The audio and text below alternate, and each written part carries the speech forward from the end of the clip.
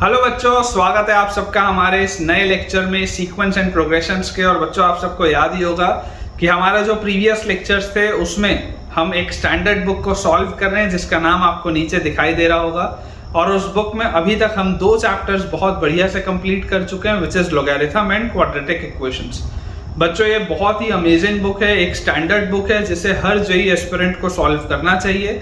और मैं भी रिकमेंड आप सबको करता हूं कि आप इस बुक को बहुत अच्छे से सॉल्व करें ताकि आपके कंसेप्ट्स अच्छे से क्लियर हो पाए। लेकिन हाँ, ये भी बेटा पॉसिबल है कि आप में से कई सारे बच्चों का थियोरिटिकल पोर्शन थोड़ा सा कमज़ोर होगा, तो आपको बिल्कुल भी घबराने की बात नहीं है। थ्योरी के लिए आप इस प्लेलिस्ट को देख सकते हैं। इस प्लेलिस्ट में मैंने वो सारे कंसेप्ट्स अच्छे से कवर किए हैं जो आपके जेईई के लिए रेलेवेंट हैं, जो आपके सिलेबस में हैं।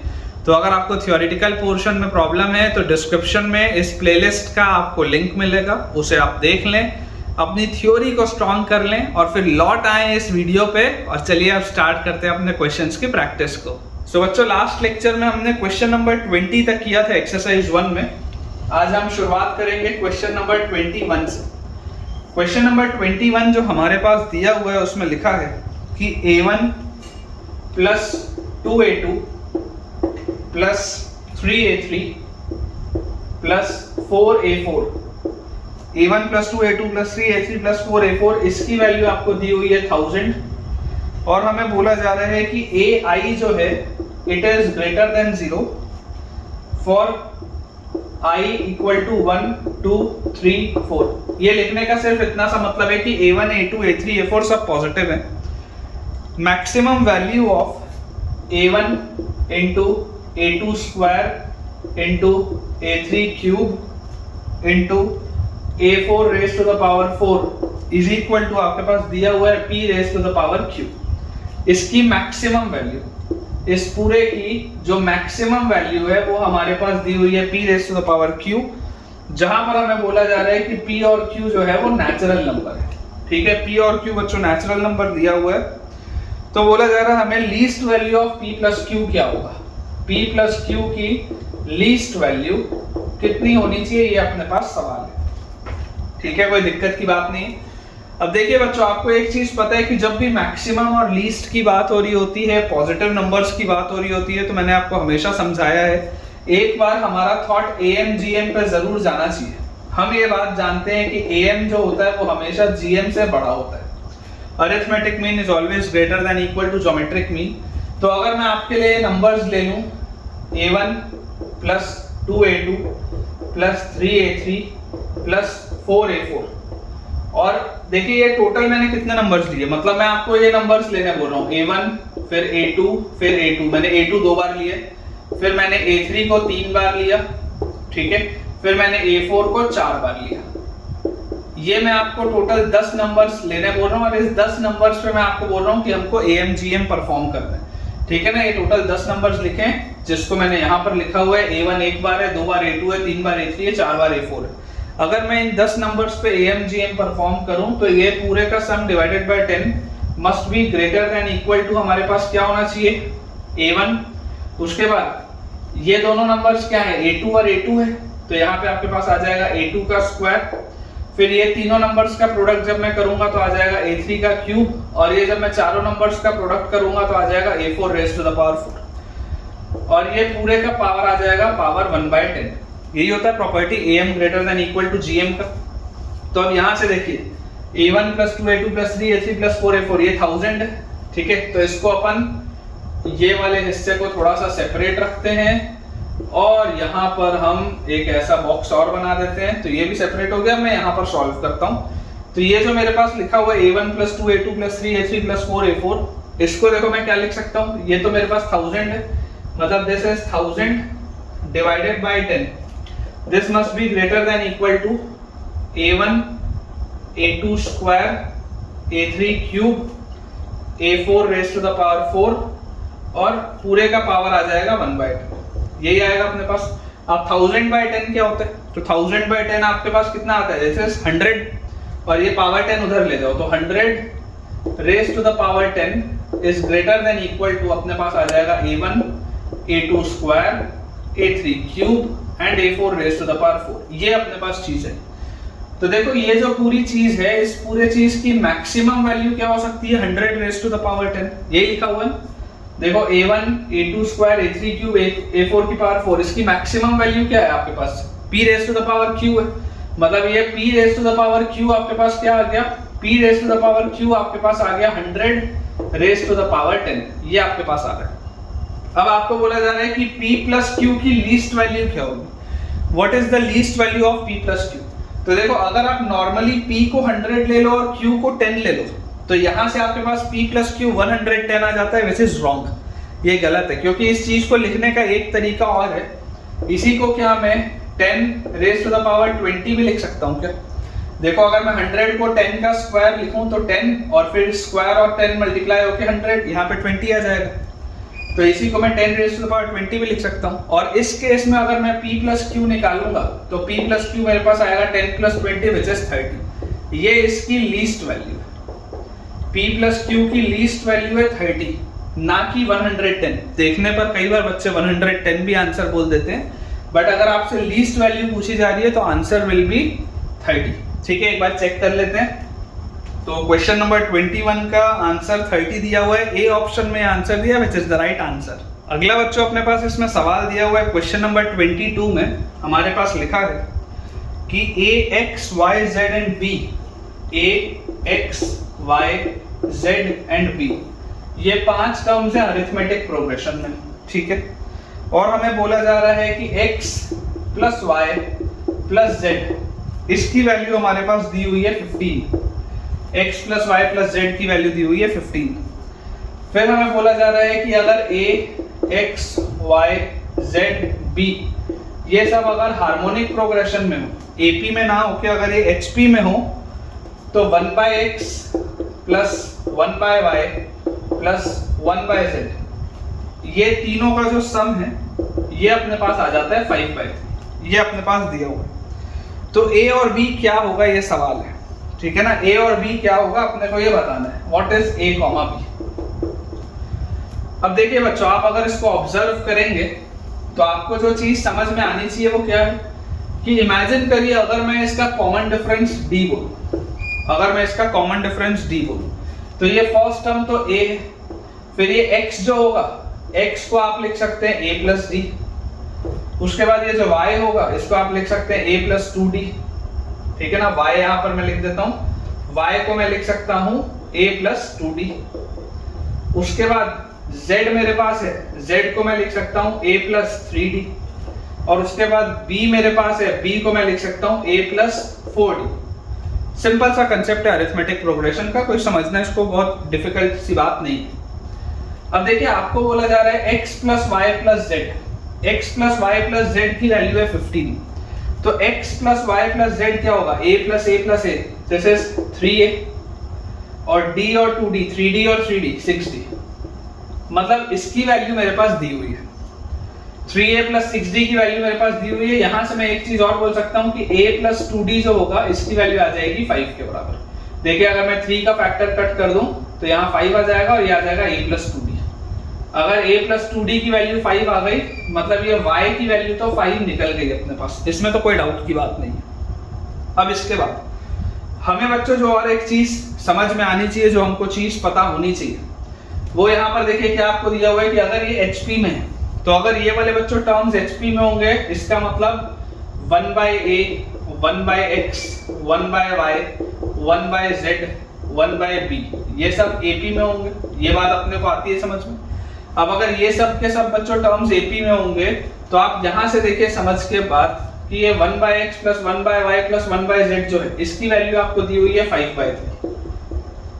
1/x plus 1/y plus 1/z की वैल्यू आपके पास दी हुई है 5/3। अगर इस AP का मैं कॉमन डिफरेंस कैपिटल D बोलता हूँ, अगर इस AP का बच्चों मैं कॉमन डिफरेंस बोलता हूँ कैपिटल D, तो यहाँ से हमको देखो क्या चीज समझ में आती है कि यहाँ पर बच्चों आप बोल सकते हैं कि ये जो 1/x होगा, this 1/x will be 1/a plus capital D, 1/y जो होगा this will be 1/a plus 2 into capital D, 1/z जो होगा this will be 1/a plus 3 into capital D। ये अपने पास आ जाएगा, इस पैटर्न में यही अपने पास आएगा। तो यार यहाँ से मैं बोल सकता हूँ 1/a 1/a 1/a 3/a plus d 2d और 3d, दिस इज 6d। इसकी वैल्यू भी हमारे पास कितनी दी हुई है, इसकी वैल्यू हमारे पास दी हुई है 5/3। अगर मैं पूरे में से 3 का फैक्टर कट करता हूं तो 1/a प्लस 2d, 3 का फैक्टर कट करते ही मेरे पास यहां से क्या आ जाएगा, 3 कॉमन लेके नीचे लेके आऊंगा तो 5/9 आ जाएगा। मतलब 1/a प्लस 2d की वैल्यू 5/9 है, तो ये 1/a प्लस 2d क्या था, ये तो 1/y था। तो इसकी वैल्यू आपके पास कितनी आ जाएगी, इसकी वैल्यू आपके पास आ जाएगी 5/9। ये तीनों का जो सम था ये आपके पास 5/3 था। ये हमने बेसिक कैलकुलेशन करके बेसिक जो चीजें हम निकाल सकते थे हमने निकाल लिया। अब हमसे देखिए पूछा जा रहा है कि a, b क्या होगा, a, b क्या होगा, हमसे ये पूछा जा रहा है। आपको बच्चों एक जो चीज समझ में आनी चाहिए कि एक अरिथमेटिक प्रोग्रेशन में पहले और आखिरी वाले का जो सम होता है वही उसके बाद वालों का टर्म होता है, वही उसके बाद वालों का सम होता है। मतलब a प्लस b जो होगा वो x प्लस z के बराबर होगा। आपको ये बात पता होनी चाहिए। आप देख लीजिए, आप जैसे यहां पर बोलेंगे a प्लस b, तो a और b कितना, a प्लस 4d, तो a प्लस b कितना आ रहा है, 2a plus 6d, sorry 2a plus 4d आ रहा है। और देखिए ये x प्लस z भी वही आ रहा है, 2a प्लस 4d। मतलब कि पहले वाले टर्म का और लास्ट वाले टर्म का जो सम होता है वो इधर इसके बाद वाला और इसके पहले वाले टर्म का सम होता है। इस तरीके से पैटर्न चलता है और वो जो पूरी चीज होती है वो बीच वाले का फिर डबल होती है। तो अगर मैं उस लॉजिक से समझूं तो मुझे देखो यहाँ पे पता चलता है कि a प्लस b की जो वैल्यू होगी, a प्लस b की वैल्यू x प्लस z के बराबर होगी, a प्लस b की वैल्यू x प्लस z के बराबर होगी, ठीक है। और यहाँ पर आपके पास y जो है, y आपके पास क्या आएगा, तो y अगर ये मिडिल टर्म है तो y की वैल्यू होगी x प्लस z/2, y की वैल्यू हमारे पास आएगी x प्लस z/2। अब बच्चों आपको देखो चीज क्या समझनी है, ये जो y था ये आप ऑलरेडी निकाल चुके हो, ये y आपके पास निकला है ना। देखो ये y की वैल्यू आपके पास निकली है कितनी, 5 जो निकली है। यहाँ पर देखो अपन ने लिखा है y की वैल्यू 5 है, तो ये 5 के बराबर है मुझे पता है। तो यहाँ से x प्लस z की मेरे पास वैल्यू कितनी आ गई, 10 आ गई। और अगर x प्लस z की वैल्यू मेरे पास 10 आ गई, इसका मतलब a प्लस b की वैल्यू मेरे पास निकल चुकी है। ये जो a प्लस b है, ये a प्लस b की वैल्यू 10 है, ये मेरे पास आ चुकी है, ठीक है, पहली चीज। उसके बाद अगर मैं यहाँ पर देखूं तो यहाँ पर भी सेम पैटर्न होगा, 1/a प्लस 1/b जो होगा वो 1/x प्लस 1/z के बराबर होगा। तो आप इस बात को समझिए कि मेरे पास 1/a प्लस 1/b जो भी होगा वो 1/x प्लस 1/z के बराबर है, और वो सेम चीज किसके बराबर होगी, 2/y के बराबर होगी।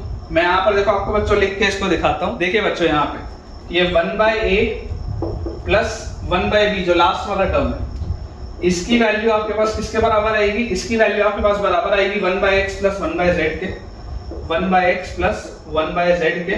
और ये जो पूरा होगा ये बीच वाले टर्म का डबल होगा, है ना। बीच वाले टर्म को जब मैं डबल करूंगा ना, ऐसे मैं बोल सकता हूँ 1/x प्लस 1/z/2 जो होगा वो 1/y होगा। तो इस पूरे को आप 2/y लिख सकते हैं। अब यहाँ पर आप इस बात को समझिए कि ये जो 1/y था इस वाले केस में, इस 1/y की वैल्यू आपके पास निकल के आ चुकी है ऑलरेडी, कितनी, 5/9। तो इसको जब आप 2 से मल्टीप्लाई करेंगे तो ये आपके पास आ जाएगा 10/9। मतलब 1/a प्लस 1/b, इसकी वैल्यू है 10/9, जिसको आप क्या लिख सकते हैं, a प्लस b/ab, ठीक है। तो यार यहाँ से देखो a प्लस b में ऑलरेडी 10 निकाल चुका हूँ, तो दिस इज 10/ab। तो आप यहाँ से देखिए ये 10 से ये 10 कटेगा तो ab की वैल्यू किसके बराबर आ रही है, 9 के बराबर। ab की वैल्यू 9 के बराबर आ रही है। अब बहुत आसानी से आप क्वाड्रेटिक बना के इसको सॉल्व कर सकते हैं, नहीं तो ओरली भी आपको आंसर इसमें दिखाई दे रहा होगा। a की वैल्यू 1 आएगी, b की वैल्यू 9 आएगी, या a की वैल्यू 9 आएगी, b की वैल्यू 1 आएगी। जो ये a,1 है, दिस कैन बी 1,9 और 9,1। ये बात अपने को समझ में आनी चाहिए, ठीक है। ऑप्शन एक बार देख लेते हैं।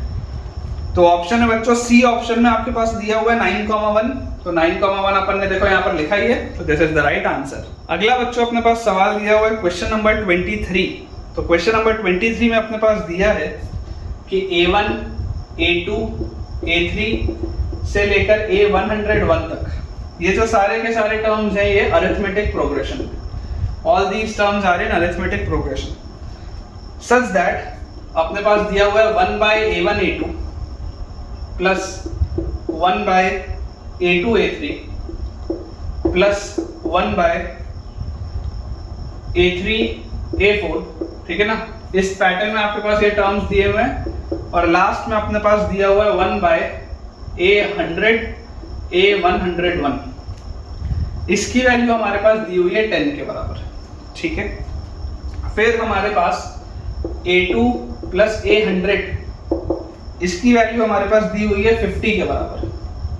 तो हमसे पूछा जा रहा है कि A1 माइनस A101 के स्क्वायर की क्या वैल्यू होगी, ये अपने पास सवाल है। इसके स्क्वायर की क्या वैल्यू होगी, दिस इज द क्वेश्चन। अब बच्चों इस बात को आप समझिए ध्यान से कि अगर ये सारे के सारे टर्म्स AP में हैं तो हम इसको क्या लिख सकते हैं, A2 माइनस A1 जो होगा वो कॉमन डिफरेंस होगा, और यही आपके पास A3 माइनस A2 के ही बराबर होगा, और इस पैटर्न में आप आगे जाएंगे तो A101 माइनस A100 भी यही होगा। ये इस पैटर्न में हमारे पास लिखा है। यहाँ पर जो हमारे पास लिखा है 1/A1 A2, तो इसको देखो मैं क्या लिख सकता हूँ, क्या इसको मैं ऐसा लिख सकता हूँ 1/D इंटू D/A1 A2। ये कॉमन डिफरेंस मैंने मल्टीप्लाई भी किया पूरी चीज से और डिवाइड भी किया, तो ये डिवाइड कर दिया कॉमन लेके और मल्टीप्लाई भी किया, प्लस D/A2 A3। इस तरीके का सवाल मैंने आपको पहले कराया है, and so on till D/A100 and A101, ये अपने पास है। इसकी वैल्यू अपने पास दी हुई है 10 के, ठीक है। अब इस कॉमन डिफरेंस को अगर मैं बहुत होशियारी से लिख दूं A2 माइनस A1, ये वाले कॉमन डिफरेंस को मैं लिख लूं A3 माइनस A2, और ये लास्ट वाले कॉमन डिफरेंस को मैं लिख लूं A101 माइनस A100। इस तरीके से मैं आराम से इसको लिख सकता हूं। जैसे ही बच्चों मैं ये इसको करूंगा तो मेरे पास आ जाएगा 1 by common difference multiplied by, अंदर आप देखिए this is 1 by A1 minus 1 by A2 plus 1 by A2 minus 1 by A3, और इस पैटर्न में ये सीरीज चलेगी कहां तक 1 bye A100 minus 1 by A101। ये मेरे पास सीरीज चलेगी और इसकी वैल्यू 10 के बराबर है। क्लियरली मुझे यहाँ पर देखो दिखाई दे रहा है कि जिस पैटर्न में ये लिखा हुआ है ये टर्म्स कटना स्टार्ट हो चुके हैं। तो अगर बच्चों ये टर्म्स कटना स्टार्ट हो चुके हैं मतलब यहाँ पर ये वाला टर्म कटेगा, लास्ट वाला टर्म आपके पास बचेगा। यहाँ अगर पहला टर्म बचा है तो यहाँ पर आखिरी टर्म आपके पास बचेगा। अगर ये चीज हमको बचती हुई दिख रही है तो इसको मैं क्या लिख सकता हूँ 1 by A1 minus 1 by A101, 1 by A1 minus A101। इसकी वैल्यू अगर मैं उस D को यहाँ ले जाऊं तो ये 10D के बराबर होगी, ठीक है।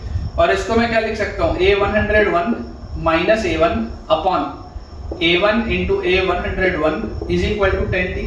इसको अपन ऐसा भी लिख सकते हैं। देखो हमको निकालना यही है A1 माइनस A101, ये A101 माइनस A1 ये मैंने जनरेट कर लिया। तो इसको अगर मुझे निकालना है और यहाँ पर A2 प्लस A100 लिखा हुआ है, आप जरा सोच के देखिए, अभी मैंने आपको थोड़ी देर पहले बताया था A1 प्लस A101 जो होगा वो A2 प्लस A100 होगा, वो A3 प्लस A99 होगा, इस पैटर्न में होगा। तो आप बोल सकते हैं A2 plus A100 will be nothing but A1 plus A101, ये इसके बराबर होगा। आप इसको ऐसे भी समझ सकते हैं, आप देखिए आप A2 को लिख लीजिए A1 प्लस D और आप A100 को लिख लीजिए A1 प्लस 99D, ऐड कर लीजिए। यहाँ A1 लिखा हुआ है, A101 को आप लिख लीजिए A1 प्लस 100D, सेम आएगा। तो A1 प्लस A101 मेरे पास 50 दिया हुआ है, A1 माइनस A101 मेरे को निकालना है, और यहाँ से मैं आपको बोल रहा हूँ कि देखिए A101 माइनस A1 मेरे पास लिखा है। तो यहाँ से बच्चों A101 को आप लिख लो A1 प्लस 100D और minus A1 divided by A1 into A101 is equal to 10D। ये माइनस A1 प्लस A1 कटा, ये कॉमन डिफरेंस है, ये कॉमन डिफरेंस कटा, फिर यहाँ पर 100 बचा है, यहाँ पर 10 बचा है, तो मैं बोल सकता हूँ A1 इंटू A101 की वैल्यू आ जाएगी 10 के बराबर। देख लीजिए आप ध्यान से, 10 से 100 कटेगा, 10 बचेगा, ये चीज यहाँ आएगी, तो A1 इंटू A101 मेरे पास आ गया 10 के बराबर। तो यहाँ से मैं बोल सकता हूँ A1 इंटू A101 इज 10, ये अपने पास 10 के बराबर है, और A1 प्लस A101 की वैल्यू है 50 के बराबर।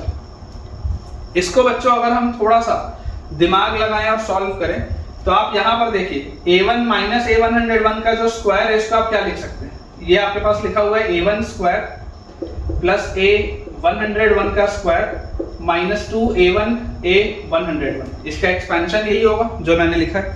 अगर मैं इसमें आपको बोल दूं कि आप +4 A1 A101 कर दो और आप इसमें -4 A1 A101 कर दो, आप इसमें ऐसा कर दो। अगर मान लीजिए मैं आपको ये इसमें करने बोलता हूँ कि आप +4 भी कर दो -4 भी कर दो, तो यहाँ से अपने पास देखो क्या जनरेट हो जाएगा, ये अपने पास आ जाएगा A1 - A101 का स्क्वायर इज इक्वल टू, ये वाले जो टर्म्स को मैं एक साथ अगर रखूं तो A1 square plus A101 square plus 2A1 A101, तो this is A1 plus A101 का स्क्वायर और -4 A1 A101। तो यहाँ से बच्चों अपने पास देखो क्या आ गया, आंसर जो आएगा A1 plus A101, A1 plus A101 कितना है 50 है, तो 50 का square 2500 -4 times A1 into A101, तो A1 इंटू A101 है 10। तो इसमें से अगर मैं 40 हटा दूंगा तो 2460, ये हमारा आंसर आना चाहिए। एक बार देख लेते हैं। तो बिल्कुल बच्चों सही है, 2460 इज द राइट आंसर जो आपके पास ऑप्शन ए में दिया है। सो ठीक है बच्चों, विद दिस हम अपने आज के लेक्चर के एंड पे पहुंच चुके हैं और मुझे पूरी उम्मीद है कि ये जो 3 सवाल आज हमने किए हैं थोड़े से लेंदी थे लेकिन आपको अच्छे से समझ में आए होंगे।